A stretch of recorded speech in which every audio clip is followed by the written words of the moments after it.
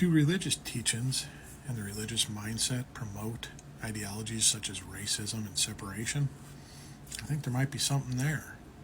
You see, I remember the teachings I used to get as an evangelical. The idea of being elect, handpicked, selected by God Himself to join Him in eternity and eternal glory. And that all the other riffraff in the world, the humanity that wasn't selected and elected by God, was destined for eternity of fiery torment. And this idea elevated me. And looking back, I had a superiority complex. I was chosen. I was picked. I had some pity and compassion for the ones that weren't picked, and I would try to explain to them how they could get here also. But if I took a Calvinistic viewpoint, if God didn't want it, He wasn't going to allow it.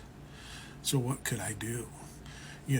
Other than feel shame, pity and sorrow for them, because they were just here to be tools to teach me a lesson on how to keep on the narrow path towards God. And this idea of separation goes way back into the early Jewish teachings. When God separated Himself from man, man couldn't be in the presence of God Himself. Moses wanted to see God's face. God had to cover him up, and still Moses' appearance was altered greatly.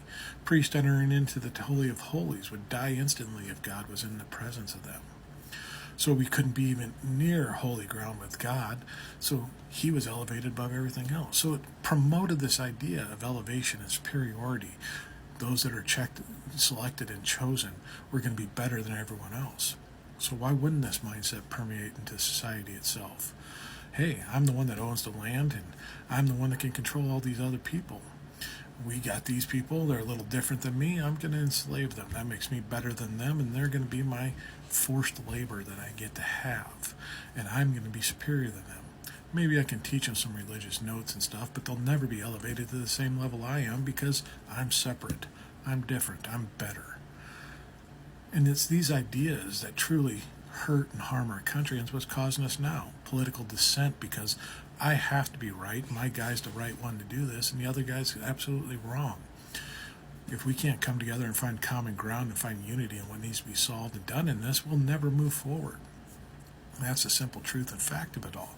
Once we can get rid of this separation, this idea of having to be better, having to be right, having to be on the right side of everything, and can admit that we need to find common ground in between each other and work together, that's where true progress will happen. But we have to start eliminate this idea of separation of each other, elevation of people because of what party they follow, or what race they are, or what religion they may believe.